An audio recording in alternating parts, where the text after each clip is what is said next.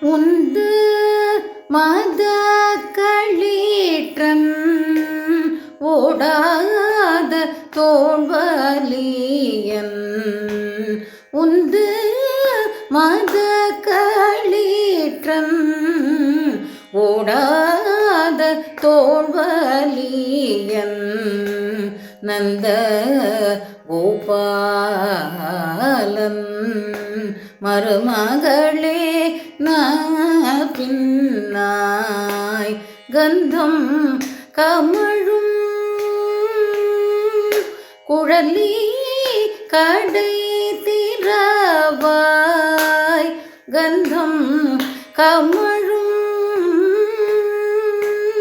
குழலி கடை திறவாய். வந்தெங்கும் கோழி அழைத்தனகான் மாதவி. பந்தல் மேல் பல்கால் குயிலினங்கள் கூவினகான்.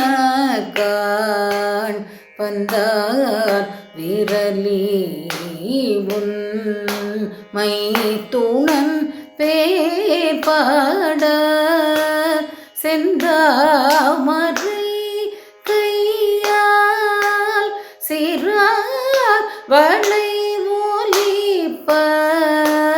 செந்தாமரை கையால் சிறார் வளை ஒலிப்ப. வந்து தீரவாய்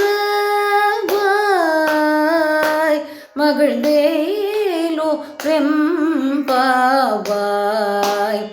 வந்து தீரவாய் மகிழ்ந்தேலோ ரெம்பாவாய்.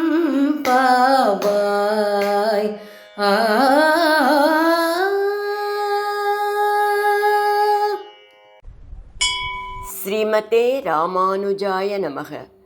ஸ்ரீ ஆண்டாள் நாச்சியார் திருவடிகளே சரணம். இன்றைக்கு உந்து மதகளிற்றன் என்று தொடங்கும் 18வது பாசுரம். 18, 19, 20 இந்த 3 பாசுரங்களிலும் ஆண்டாள் நப்பின்னை பிராட்டியை துயிலெழுப்புகிறார். இது ராமானுஜர் மிகவும் உகந்த பாசுரம். இந்த பாசுரத்தை அவர் அனுசந்திக்கும் போது அவருக்கு ஒரு அனுபவம் ஏற்பட்டது. ராமானுஜர் பிக்ஷையை பெற பெரிய நம்பிகள் திருமாளிகைக்கு முன் எழுந்தருளுகிறார். பெரிய நம்பிகளின் மகள் அத்துழாய் பிக்ஷையிட வந்தாள். ராமானுஜர் அப்படியே மயங்கி சரிந்து விட்டார். அத்துழாய் பயந்து போய் உள்ளே சென்று தந்தையிடம் பிக்ஷை போடச் சென்றேன், ராமானுஜர் மயங்கி சாய்ந்து விட்டார், என்ன என்று புரியவில்லை என்று அழுதாள். அவர் உந்து மதகளிற்றன் பாசுரத்தை அனுசந்தித்து கொண்டு வந்திருப்பார். கந்தம் கமழும் குழலி கடை திறவாய் வந்து திறவாய் இந்த வரிகளை அவர் சொல்லி கொண்டிருக்கும் போது நீ பிக்ஷை போட கதவை திறந்து கொண்டு போயிருப்பாய். அவருக்கு பாவம் அதிகம் அம்மா. நப்பின்னை பிராட்டியே கதவை திறந்து கொண்டு வந்துவிட்டதாக நினைத்து மயங்கியிருப்பார் என்று விளக்குகிறார். திருப்பாவை ஜீயர் என்று போற்றப்பட்ட ராமானுஜர் உகந்த பாசுரம். நாமும் அனுபவித்து மகிழ்வோம். உந்து மதகளிற்றன், இதை மதம் உந்து களிற்றன் என்று படிக்க வேண்டும். மதநீர் பெருகுகின்ற யானைகள் போல பலமுடையவன், ஓடாத தோள்வலியன், போரிலே பின்வாங்காத தோல்வலிமை உடையவன் நந்தகோபாலன். அதாவது நந்தகோபரை ஆச்சாரியரின் இடத்தில் வைத்து அவரை முதலில் வணங்கி கொண்டு அதற்கு பின் பிராட்டியான நப்பின்னையை வணங்க செல்கிறாள். நந்தகோபாலன் மருமகளே அப்படின்னு கூப்பிடுறா. உடனே எல்லா பெண்களும், ஆய்ப்பாடியில் இருந்த எல்லா பெண்களும் திரும்பி பார்த்தாளாம். ஏன்னா எல்லா பெண்களுக்குமே கிருஷ்ணன் தான் கணவன், நந்தகோபன் தான் அவர்களோட மாமனார் அப்படின்னு அவளாம் நினைக்கிறா. அதனால எல்லாரும் திரும்பி பார்த்தாளாம். அப்போது நப்பின்னாய் கண்டம் கமழும் குழலி அப்படின்னு சொல்கிறா. நப்பின்னையே வாசனை மிகுந்த குழலை உடையவளே, கேசபாசங்களை உடையவளே அப்படின்னு அர்த்தம். பகவான சர்வகந்தக அப்படின்னு சொல்லுவாள். அவருக்கேற்ற பிராட்டி இல்லையா, நல்ல வாசனை உள்ள குழல்கள்.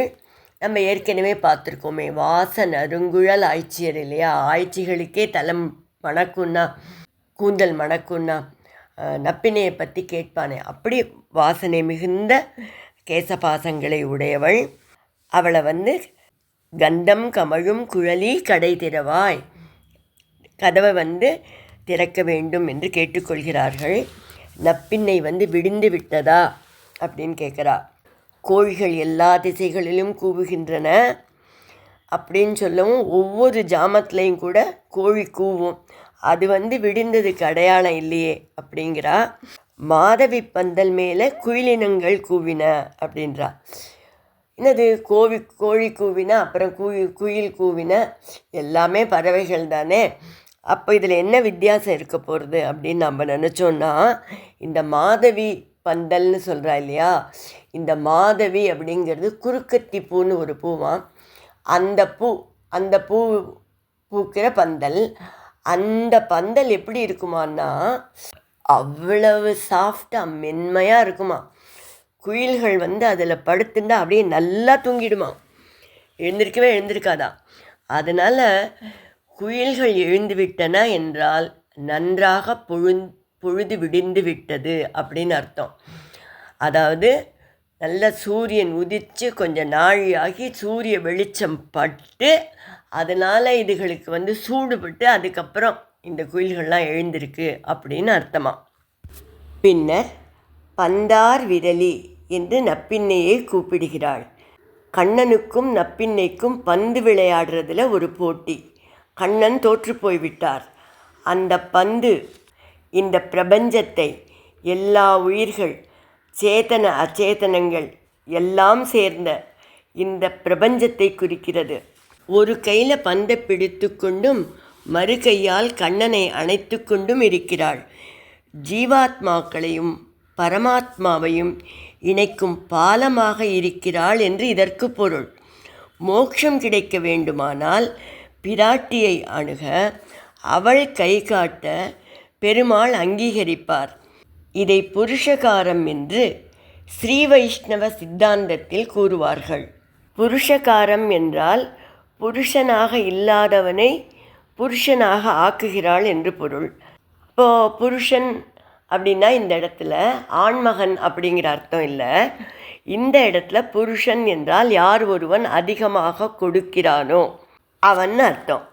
இங்கே பகவான் ஏன் புருஷனாக இல்லை, இவள் போய் புருஷகாரம் பண்ணுறா அப்படின்னு சொன்னால், பகவானுக்கு முன்னால் போய் ஒரு பக்தர் நிற்கிறார்னா பகவான் என்ன பண்ணுவாராம், நல்லா யோசிப்பாராம்.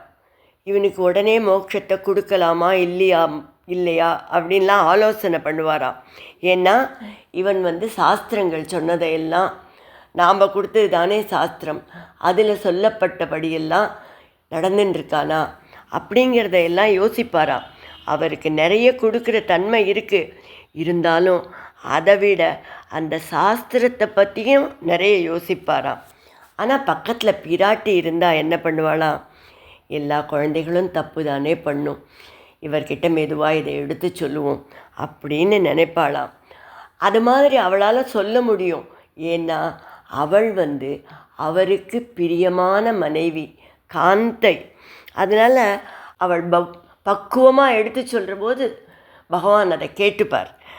அதனால் நாம் பிராட்டிக்கிட்ட நேராக போயிட முடியும், பகவான்கிட்ட அப்படி நேராக போக முடியாது. பிராட்டிக்கிட்ட நேராக போயிட்டு அம்மா தெரியாமல் பண்ணிட்டேனோ, செஞ்சுட்டேம்மா மன்னிச்சிருன்னு சொன்னாலோ, இல்லை ஒன்றுமே சொல்லாமல் நம்ம அப்படியே விக்கிச்சு போய் நின்றுட்டு இருந்தால் கூட, வா நான் உனக்கு உதவி பண்ணுறேன் அப்படின்னு அம்மா தானே அப்படின்னு சொல்லுவலாம். இதை இன்னொரு விதமாக கூட சொல்லுவாள்.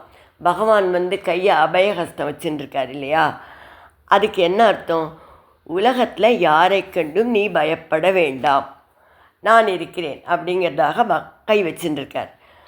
ஆனால் பிராட்டியும் அதே போல் கை வச்சுருக்கார். பிராட்டி என்ன சொல்கிறாளாம், பகவான் உலகத்தில் யாரை கண்டும் பயப்பட வேண்டான்னு சொல்கிறார். ஆனால் நான் உனக்கு இந்த அபயஹஸ்தத்தால் என்ன சொல்கிறேன் தெரியுமா, பகவான் கோபப்படுவாரோ, என்னோட பாவங்களுக்கு தண்டனை கொடுப்பாரோ என்று கவலைப்படாத, நான் உன்னை காப்பாற்றுறேன் அவரோட கோவத்தை தணித்து கருணையை வளர்த்து உன்னை பகவானோட பாதத்தில் சேர்க்குறேன் அப்படின்னு பிராட்டி சொல்லுவாளாம். அதனால தான் நாம் எப்பவுமே பிராட்டியை முன்னிட்டு கொண்டு தான் பிராட்டிக்கிட்ட போயிட்டு தான் பகவான்கிட்ட போகணுமா. இதை ராமானுஜர் கூட பண்ணி காமிச்சிருக்கார். வால்மீகி ஒரு இடத்துல ராமாயணத்தில் சொல்கிறார், சீதையை கல்யாணம் பண்ணிக்கிறதுக்கு முன்னால் ராமருக்கு விற்போர், வாட்போர், குதிரை ஏற்றம், யானை ஏற்றம் இதிலெல்லாம் தான் ரொம்ப, இந்த மாதிரி விஷயங்கள்லாம் தான் ரொம்ப ஈடுபாடாம். கல்யாணத்துக்கு அப்புறம் சீதையை தவிர அவருக்கு வேறு எதுவுமே தெரியலையாம். எப்படி இவர்கிட்ட இந்த மாற்றம் வந்ததோ இதுபோல் ஒரு மாற்றத்தை சுவாமி ராமானுஜர் ரங்கநாதர்கிட்ட பார்த்தாராம். ஸ்ரீரங்கத்தில் பிராட்டியோட பங்குனி உத்திரத்தில் சேர்ந்து தரிசனம் கொடுப்பார் இல்லையா சுவாமி. அதனால் ராமானுஜர் எப்பவும் ரங்கநாதர்கிட்ட அவரோட சுவாதந்திரிய குணத்தை தான் பார்த்துருக்காராம். செங்கோலை உடைய ராஜா எப்படி இருப்பாரோ, எப்படி அவரை கேள்வியே கேட்க முடியாத அப்படி ஒரு ராஜாவாகவே இருப்பாராம். ஆனால் பெரிய பிராட்டியோடு சேர்ந்திருக்கும்போது அவர்கிட்ட ஒரு மாற்றத்தை பார்த்தாராம். இன்றைக்கி தான் சரணாகதி பண்ண சரியான நாள் அப்படின்னு முதல்ல பிராட்டியோட பாதங்களில் சரணாகதி பண்ணிவிட்டு பிறகு பகவானிடத்தில் சரணாகதி பண்ணாராம். பிராட்டியின் அனுமதி பெற்றுத்தான் பகவானிடம் செல்ல வேண்டும். கிருஷ்ணாவதாரத்தில் பிராட்டியின் ஸ்தானத்தில் இருப்பது நப்பின்னை. அவளை கதவை திற என்று விண்ணப்பிக்கிறார்கள். அவள் எதற்காக என்று கேட்க மைத்துனன் பேர்பாட என்று சொல்கிறார்கள். அந்த கால தமிழில் மைத்துனன் என்றால் கணவன் என்று பொருள்.